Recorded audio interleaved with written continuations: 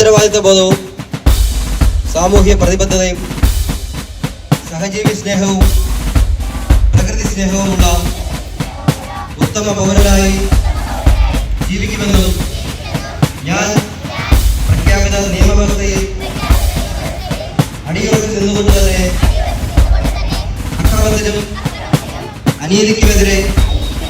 പോരാടുമെന്നും രാജ്യത്തിന്റെ സുരക്ഷയ്ക്കും അഖണ്ഡതയ്ക്കും മതേതരത്വത്തിനും വേണ്ടി പ്രയത്നിക്കുമെന്നും എന്നിൽ അന്തർലീനമായിരിക്കുന്ന കഴിവുകൾ പൂർണ്ണമായി വിനിയോഗിക്കുവാൻ